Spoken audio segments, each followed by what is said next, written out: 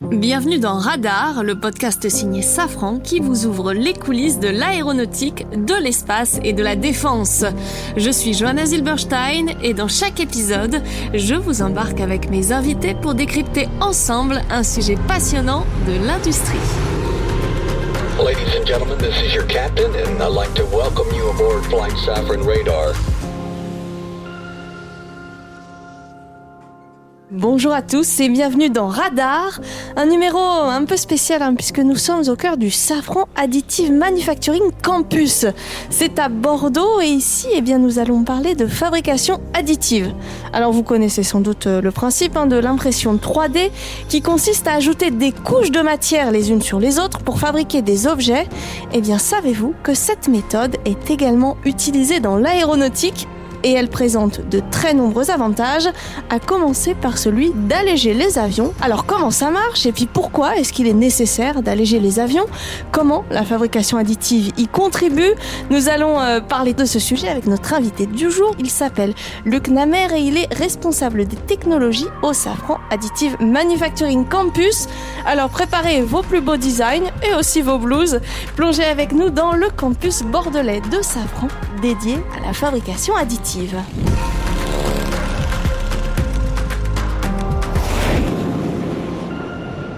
Bonjour Luc. Bonjour. Vous nous accueillez ici, je le disais, c'est le Safran Additive Manufacturing Campus, à quelques kilomètres du centre de Bordeaux. C'est quoi exactement ce campus et surtout sa spécialité, cette fabrication additive qui va être le cœur de notre sujet aujourd'hui ? Alors le campus, inauguré en 2022, regroupe toutes les compétences de Safran pour réaliser des pièces en fabrication additive. Aussi bien de l'engineering, des méthodes, de la production et surtout toute la recherche et développement pour monter en maturité les technologies d'aujourd'hui et de demain.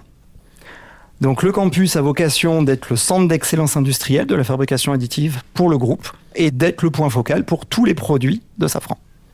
Cette fabrication additive, c'est l'enjeu de demain un petit peu pour Safran ?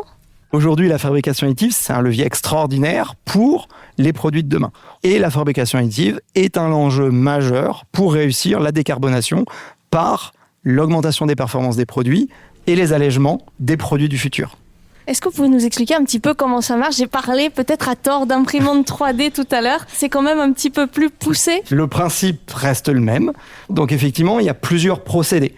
On va essentiellement parler ici, à Bordeaux, de fabrication additive sur lit de poudre.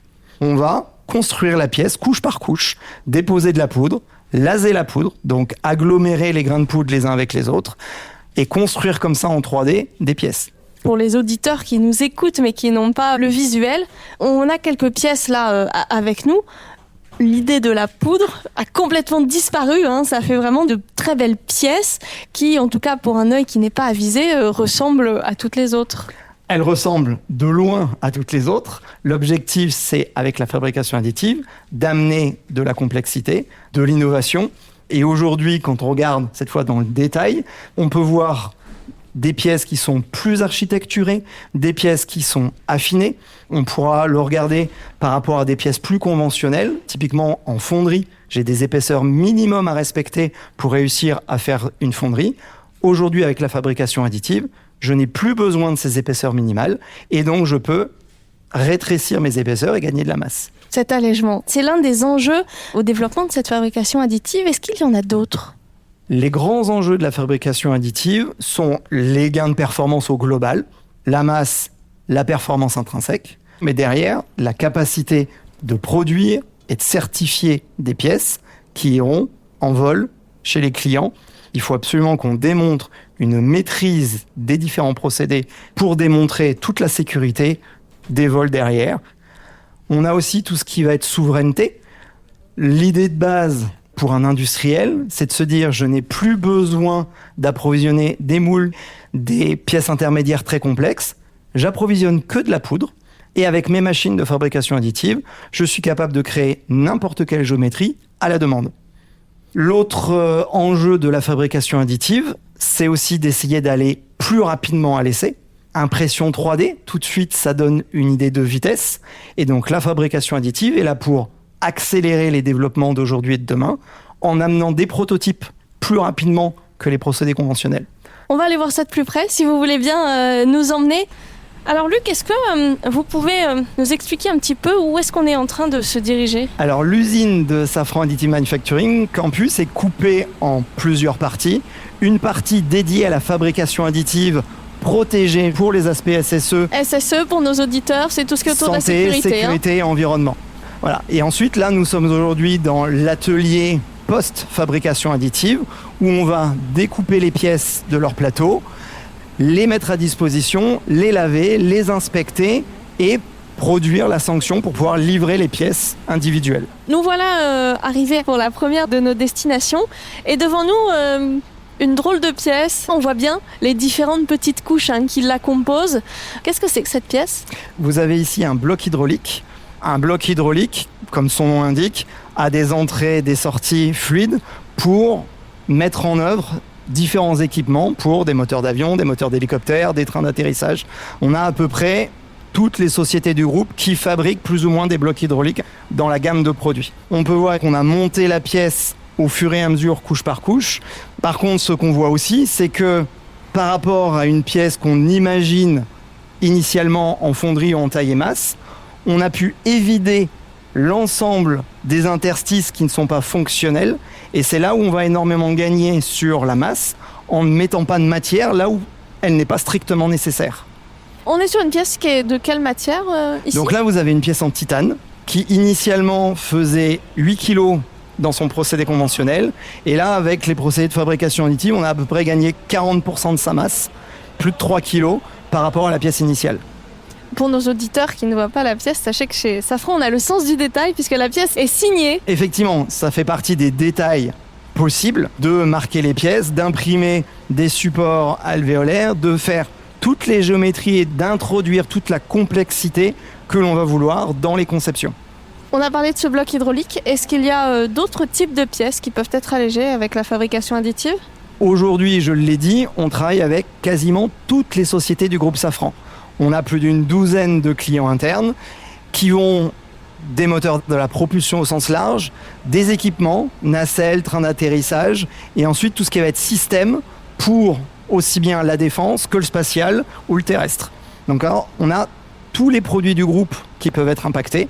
Alors vous nous avez parlé de la densité, du fait qu'on pouvait intégrer toutes les structures qu'on voulait sur cette pièce. Il y a quelque chose qui me semble voir et qu'on n'a pas dit, c'est qu'elle a l'air de n'être faite que d'un bloc, cette pièce. La pièce est fabriquée effectivement monobloc, c'est-à-dire que couche par couche, je vais agglomérer la matière que là où c'est utile. Et donc ça va me permettre de construire en 3D directement toutes les formes sans avoir à prévoir d'étapes complexes d'usinage ou de retrait de matière qui seraient pour des formes excessivement difficiles d'accès, trop coûteuses ou trop difficiles à mettre en œuvre. En tous les cas, c'est très impressionnant. Merci de nous avoir montré ça. Je vous propose qu'on poursuive la visite de ce campus. Très bien. Et donc là, on va partir en zone tertiaire pour rejoindre le bureau d'études, bureau des méthodes, qui accompagne les sociétés du groupe à imaginer, transformer leur conception en pièces fabricables en fabrication additive. Parce que les méthodes de conception sont différentes et il faut justement prendre en compte les contraintes de ce nouveau procédé dans les designs pour que les conceptions soient directement utilisables. Alors nous voilà sur notre troisième lieu. C'est plutôt très studieux. C'est là qu'on pense, qu'on crée toutes ces pièces. Pas qu'on crée les pièces, la création des pièces et le design des pièces restent de responsabilité des sociétés du groupe. Ici, nous sommes vraiment là pour aider les sociétés du groupe et les concepteurs à transformer leur design pour le rendre fabricable en FA. Et une fois qu'on a un design qu'on pense fabricable, c'est toutes les étapes de préparation des modèles pour les envoyer vers la machine. Et à ce moment-là, vraiment fabriquer les pièces qu'on a vues en bas, qui comportent toute l'intelligence qu'on doit mettre dans les modèles pour les rendre fabricables, conformes à la pièce initialement designée. Est-ce qu'il y a des pièces qui ne sont pas fabricables ? On a encore des limitations avec les machines actuelles et les méthodes d'aujourd'hui. On les repousse de plus en plus sur les formes, les matériaux à réaliser, les tailles des pièces à réaliser. Aujourd'hui, bien sûr, il y a des contraintes, même s'il y a déjà des pièces qui ont été certifiées et qui sont en vol tous les jours, mais c'est quand même un procédé très jeune et donc on est aussi là pour apprendre. Bon, ce que je vous propose, c'est qu'on se donne rendez-vous dans quelques années pour voir quelle proportion a pris cette fabrication additive chez Safran. Merci beaucoup Luc d'avoir été notre radar du jour et de nous avoir accueillis au cœur de ce Safran Additive Manufacturing Campus de Bordeaux. On était ravis de parler avec vous de la fabrication additive et de ce qu'elle apporte à l'allègement des avions. À très bientôt pour un nouvel épisode de Radar.